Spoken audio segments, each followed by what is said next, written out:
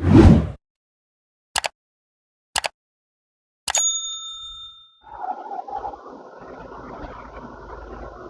Friends, વીટીઆર YouTube education ચેનલમાં આપનું સ્વાગત છે.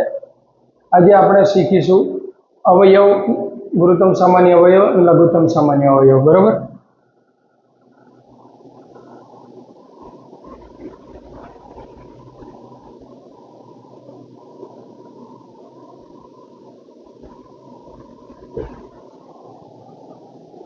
લઘુત્તમ સામાન્ય અવયવી,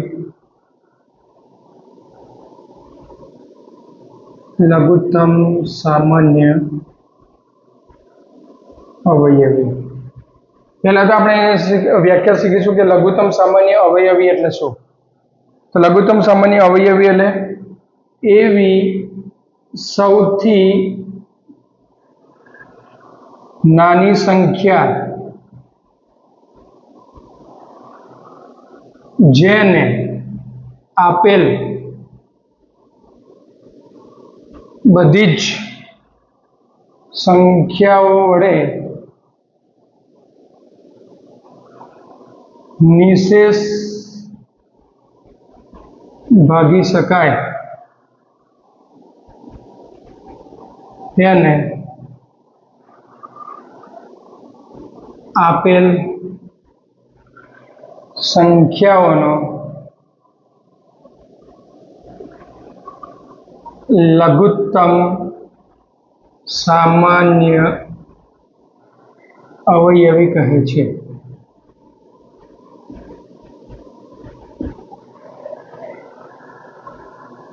દાખલા તરીકે 15 આપ્યા હોય અને અહીંયા 23 આપ્યા હોય. બરોબર? તો શું થશે? 15 ના અવયવી શું થાય? પહેલા તો 5 તારી 15 થાય, 5 તારી 15 થાય. બરોબર? 23 ના અવયવ શું થાય? 23 થાય, પોતે એને ગુણ્યા 1 થાય. બરોબર? તો આમ ટોટલ લસા કેટલું થાય? ટોટલ લસા થાય 5 ગુણ્યા 3 ગુણ્યા 23. એટલે જે જવાબ આવે તેનો લસા. કેટલો જવાબ આવે? 345. એ જ રીતે બીજો દાખલો ગણીએ તો અહીં લઈએ 15 ને અહીંયા લઈએ 24. તો 15 નો શું થાય? 5 ગુણ્યા 3 અને 24 નો 2 ગુણ્યા 2 ગુણ્યા 2, 4 દુ 8, 8 તારી 24. તો લસા શું થાય?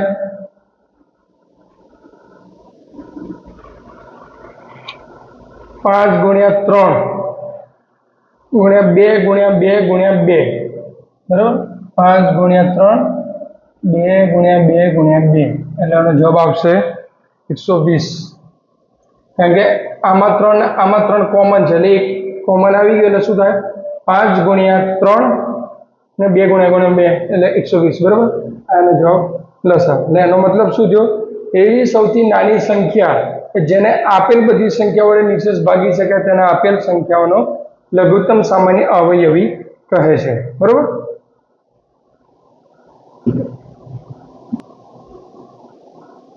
ગુસા એનું પૂરું નામ શું કહેવાય? ગુરુત્તમ સામાન્ય અવયવ. તો આની વ્યાખ્યા શું આવશે? એવી સૌથી મોટી સંખ્યા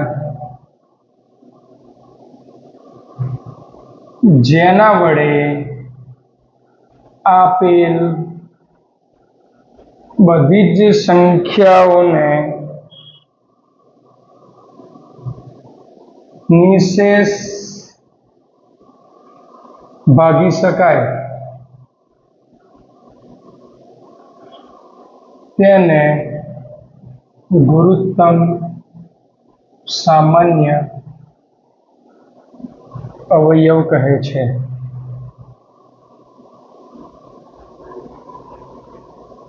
પહેલામાં લઘુત્તમ સામાન્ય અવયવમાં શું હતું? નાની સંખ્યા હતી. જ્યારે ગુરુત્તમ સામાન્ય અવયવમાં શું છે? મોટી સંખ્યા. એવી સૌથી મોટી સંખ્યા જેના વડે આપેલ બધી સંખ્યાઓને નિશેષ ભાગી શકાય તેને ગુરુત્તમ સામાન્ય અવયવ કહે છે. દાખલા તરીકે આપણે 12 ને 16 લઈએ તો શું થાય? પેલા 12 ના અવયવો પાડો. તો 3 દુ 6 દુ 12, ઓકે, અને 16 ના શું થશે? 2 દુ 4 દુ 8 દુ 16. તો આ બેમાંથી જે કોમન હોય એ લઈ લેવાના, 2 કોમન, આ 2 તો ગુસા શું થશે? 2 ગુણ્યા 2 બરાબર 4. આ એનો જવાબ. બરોબર. બીજો દાખલો લઈએ તો અહીં લઈએ 35 ને અહીંયા લઈએ 42. તો શું થાય? 35 ના અવયવ પાડો. 7 તારી 21 દુ 42, 7 7 કોમન, ગુરુત્તમ સામાન્ય અવયવ શું આવશે? 7. ખ્યાલ આવ્યો મિત્રો? એવી સૌથી મોટી સંખ્યા જેના વડે આપેલ બધી સંખ્યાઓને નિશેષ ભાગી શકાય તેને ગુરુત્તમ સામાન્ય અવયવ કહેવાય. ગુરુત્તમ સામાન્ય અવયવમાં કોમન જે હોય એનો આન્સર આવે, જ્યારે લઘુત્તમ સામાન્યમાં શું હોય? સૌથી નાની એવી જે સંખ્યા વડે ગુણાકાર કરેલો હોય એવી તમામ સંખ્યાનો ગુણાકાર કરી જે મલ્ટીપ્લાય કરો એટલે જે જવાબ આવે એને શું કહેવાય? લઘુત્તમ સામાન્ય અવયવી. બરોબર. અપૂર્ણાંકમાં લસાઅ અને ગુસાઅ કેવી રીતે શોધવું? બરોબર. તો શું આવશે? દાખલો લઈએ તો આપણે 1.75 અપૂર્ણાંક સંખ્યા છે, 5.6 અને આ છે 7. બરોબર. તો આનો આપણે અપૂર્ણાંકમાં લસા અને ગુસા શોધવો તો શું કરીશું?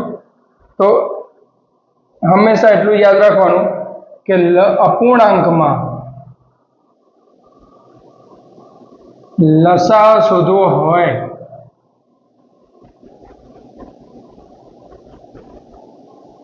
તો જે સંખ્યાના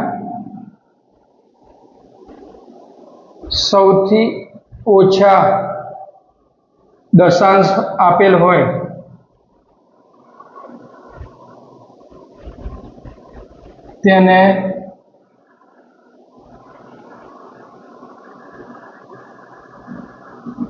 તેને લસાઅમાં મૂકવા.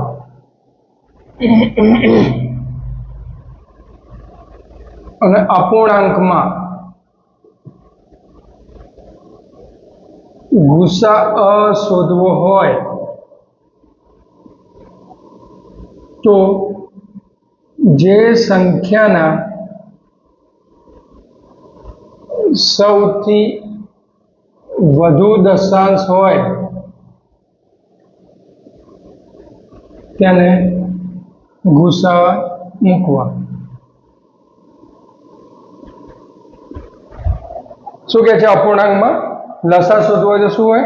જે સંખ્યાના સૌથી ઓછા દશાંશ હોય તેને લસામાં મૂકવા, અને અપૂર્ણાંકમાં ગુસા શોધવો હોય તો જે સંખ્યાના સૌથી વધુ દશાંશ હોય તેને ગુસામાં મૂકવા. આપણે દાખલો ગણીએ એટલે તમને ખ્યાલ આવશે. બરોબર. 6 અને 7 આપેલો છે. બરોબર. તો 175. તો એનો અવયવ પાડો તો 5 ગુણ્યા 5 7. બરોબર. ઓકે. દશાંશ પહેલા કાઢી નાખવાનો, આપણે ડાયરેક્ટ એનો જે આંકડો થતો એ મૂકી દેવાનો. 175 5.6 છે પણ કેટલા મૂકવાના? 56 મૂકવાના. એટલે શું આવશે? 7 ગુણ્યા 2 ગુણ્યા 2 ગુણ્યા 2, 7 દુ 14 દુ 28 દુ 56. બરોબર. અને રહ્યો 7 એટલે 1 ગુણ્યા 7. હવે આનું એમ કીધું હોય આપણને કે ગુસાઅ શોધો તો શું આવશે? ગુસાઅ ગુરુત્તમ સામાન્ય અવયવ. બરોબર. હવે આમાંથી જે કોમન હોય એ ચેક કરી લો. પહેલા કોમન કયા નીકળે છે? 7 7 7. તો ગુસા શું આવશે? 7. 75. પણ એક પોઈન્ટ પછી કેટલા આંકડા છે?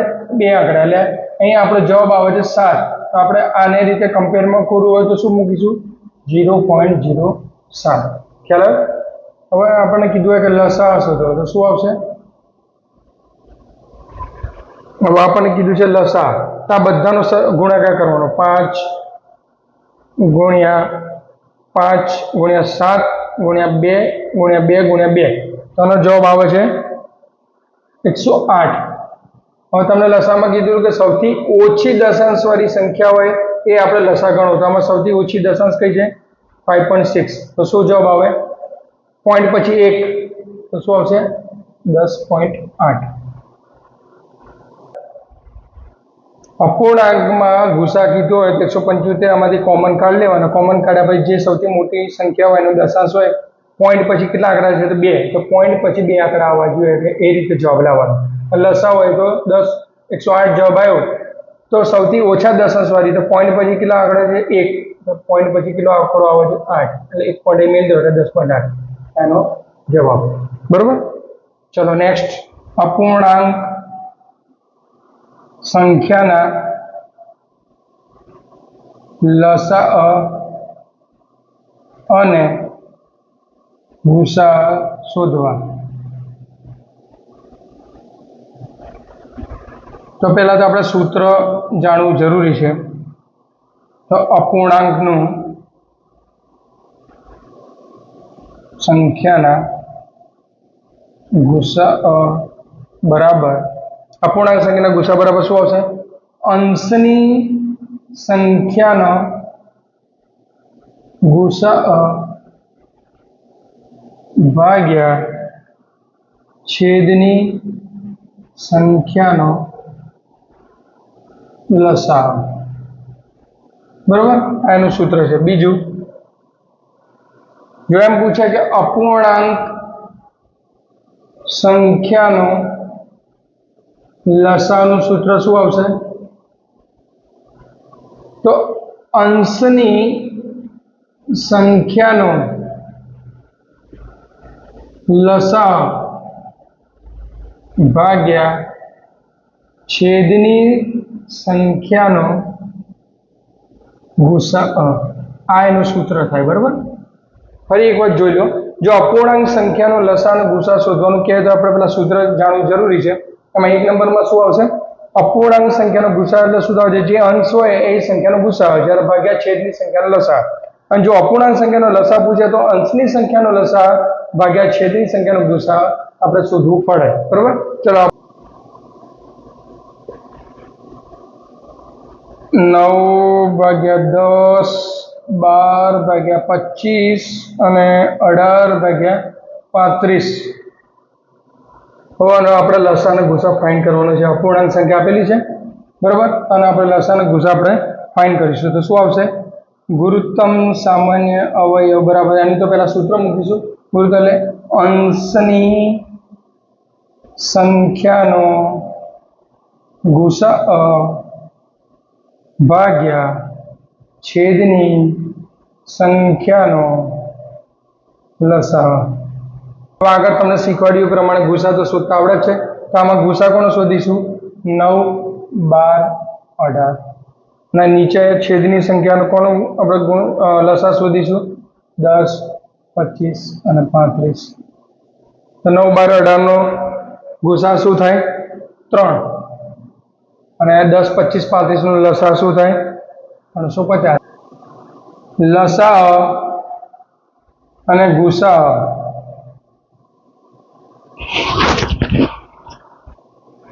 તથા બે સંખ્યાઓ પૈકી ખૂટતી વિગત શોધવી. એ ટાઈપનો દાખલો પૂછાય તો શું કરવાનું? સૂત્ર પહેલા મૂકી દેવાનું. ગુસા ગુણ્યા લસા બરાબર એક સંખ્યા ગુણ્યા બીજી સંખ્યા. શું કહે છે? જો લસા અને ગુસા થતા બે સંખ્યાઓ પૈકી ખૂટતી વિગત શોધવાનું જો આપણે એવો એક્ઝામ્પલ પૂછાય તો શું સૂત્ર આવશે? ગુસા ગુણ્યા લસા. ગુસા 18 છે અને લસા 360 છે. જો તેમાંથી એક સંખ્યા 72 હોય તો બીજી સંખ્યા શોધો. તો આપણે સૂત્ર મૂકીશું. સૂત્ર શું હતું? ગુસા ગુણ્યા લસા બરાબર એક સંખ્યા ગુણ્યા બીજી સંખ્યા. તો આપણને ગુસા શું આપ્યો છે? ગુસા આપ્યો છે આપણને 18. ઓકે, લસા કેટલો આપ્યો છે? 360. બરાબર એક સંખ્યા કઈ આપી છે? 72. તો બીજી સંખ્યા શોધો. ધારો કે એક સંખ્યા x1 હોય તો બીજી સંખ્યા કઈ હશે? x2. તો શું જવાબ આવશે? x2 બરાબર 18 ગુણ્યા 360 ભાગ્યા 72. બરાબર, તો 18 ગુણ્યા 360, 24 તારીખ 72, 24 ગુણ્યા 3, 3 છંગ 18. બરાબર, તો શું જવાબ? 6 ચોક 24 અને 4 9 36, એટલે જવાબ આવ્યો 90. તો આનો જવાબ આવશે x2 બરાબર 90. તો બીજી સંખ્યા કઈ હશે? 90. બરાબર. શું કહે છે? બે સંખ્યાનો ગુસા 11 છે. એક સંખ્યા 275 છે. બરાબર, અને બીજી સંખ્યા 308 છે. તો તે બે સંખ્યાઓનો લસા શોધો. લઘુત્તમ સામાન્ય અવયવ શોધો. તો આપણે જે સૂત્ર હતું એ પ્રમાણે, બરાબર, પહેલા તો આપણે સંખ્યા ધાર લેવાની. એક સંખ્યા x1 બરાબર કેટલી છે? 275. બીજી સંખ્યા x2 બરાબર કેટલી છે? તો 308. ગુસા આપ્યો છે 11 અને શોધવાનું છે લસા. સૂત્ર મૂકી દો પેલા. ગુસા ગુણ્યા લસા એ બરાબર એક સંખ્યા ગુણ્યા બીજી સંખ્યા. તો શું આવશે?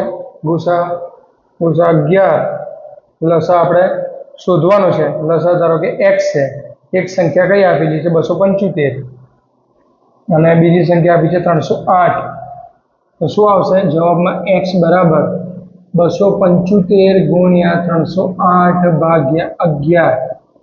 તો જવાબ આવે છે 7700. તો આ એનો જવાબ થયો. બરાબર, તો આપેલ બે સંખ્યાનો જવાબ શું આવે? 7700. તો આ રીતે બધા આપણે ગણિતના બીજા અથવા અન્ય વિષયના આપણે ટોપિક શીખીશું. જો તમને મારી આ ચેનલ ગમી હોય તો મારી આ વીટોક એજ્યુકેશન યુટ્યુબ ચેનલને લાઈક કરો, શેર કરો, સબસ્ક્રાઈબ કરો. Thank you so much.